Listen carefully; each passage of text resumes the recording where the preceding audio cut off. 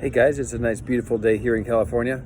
I was just talking with a friend who has some sleep problems, and her problem is she has a boss that she has to work with all day that's always yelling.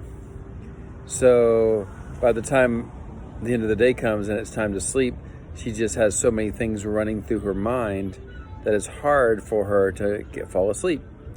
And the reason people have trouble sleeping is oftentimes because the mind gets so worked up and busy thinking about things that carry on into the night.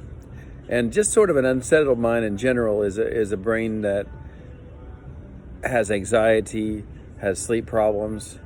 So we have to sort of sometimes look outside of ourselves and, as if we're someone else looking in, and think about just the pattern that we're in and the reason that we have anxiety and the reason that we have sleep problems.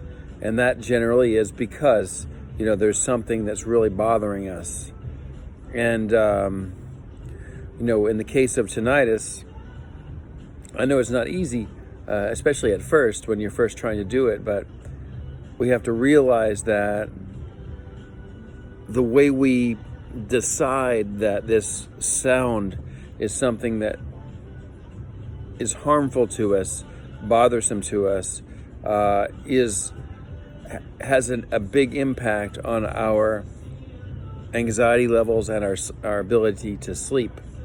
So as much as you want to resist doing this, I want to encourage you to try your best to reclassify this sound, what it is.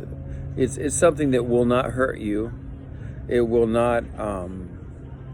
It is something where you're able to right now listen to me talking to you, and you're okay. And there's a lot of things you can do besides think about it, besides worry about it.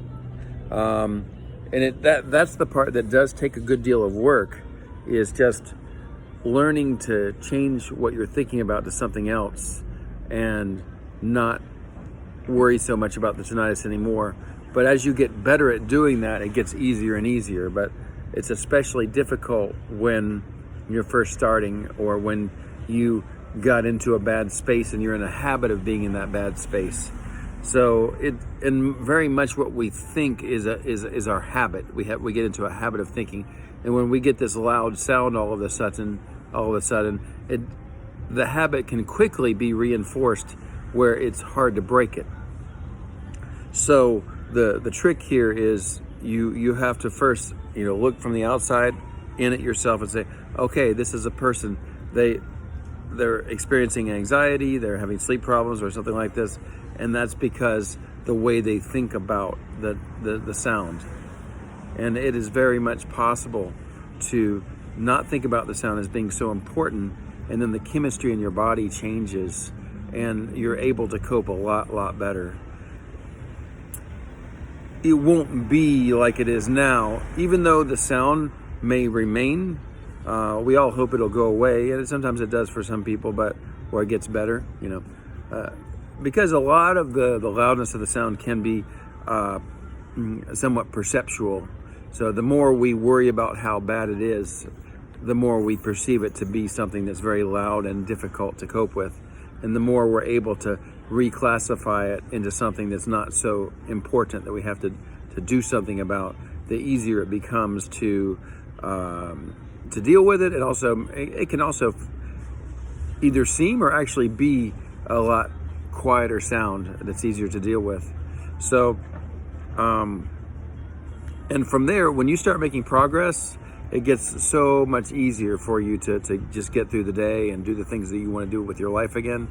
So, in the process of getting there, you do have to learn to divert your attention.